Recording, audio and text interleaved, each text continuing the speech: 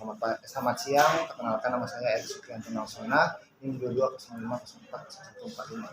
Pada kesempatan kali ini saya akan mempresentasikan hasil resume buku pengantar hukum internasional karya Prof. Mukhtar Kusuma Atmaja. Baik, pada bab yang pertama yaitu pengertian, batasan, dan istilah hukum internasional.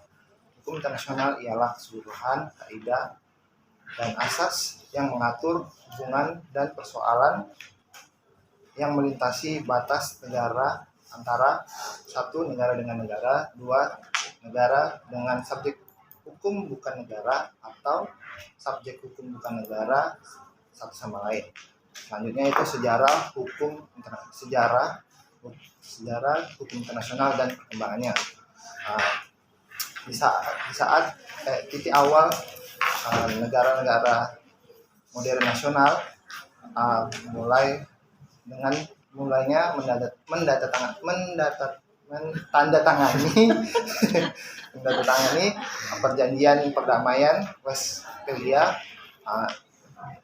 di mana mengakhiri perang 30 tahun di Eropa. Selanjutnya yaitu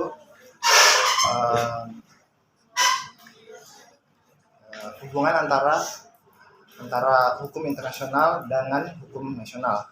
Dalam bab kelima ini ada dua paham yang bisa dibahas, yaitu paham dualisme dan paham monisme. Paham dualisme merupakan paham yang daya ikat hukum internasionalnya bersumber dari kemauan negara. Hukum internasional dan hukum nasional merupakan sumber hukum yang terpisah satu sama lainnya. Selanjutnya yaitu bab ke-6 yaitu sumber primat udah primat. Monisme ya. Lompatnya jauh. Selanjutnya itu paham monisme. Paham monisme itu paham yang tergantung dengan primat hukum yang digunakannya. Jika menggunakan primat hukum nasional, berarti suatu negara tersebut mengutamakan hukum nasional hukum nasional terlebih dahulu, baru menggunakan hukum internasional. Sedangkan sebaliknya juga, jika menggunakan primat hukum internasional, berarti negara tersebut mengutamakan hukum internasional tersebut, baru menggunakan hukum nasional.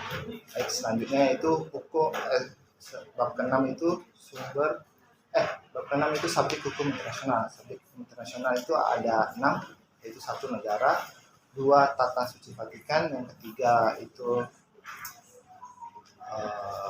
Palang Merah Internasional, yang keempat itu ada organisasi internasional, yang kelima itu adalah ada orang perorangan atau individu, yang keenam itu pemberontak dan pihak-pihak yang bersengketa. Lanjut ke bab ke-7 yaitu sumber hukum internasional. Sumber hukum internasional itu dapat kita lihat dari dari Piagam Mahkamah Internasional pasal 38 ayat 1 yang menyatakan bahwa Mahkamah Internasional mengadili suatu perkara yang diajukan menggunakan 1, perjanjian internasional, 2, kebiasaan internasional, yang ketiga yaitu prinsip hukum umum, yang keempat yaitu keputusan pengadilan. Yang bab ke-8 yaitu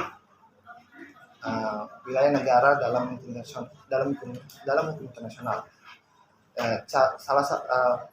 Suatu negara dapat memperoleh dan memperluas suatu negara dengan dapat menggunakan berbagai cara, yaitu ada akresi, ada cesi, ada okupasi, ada preskripsi, ada juga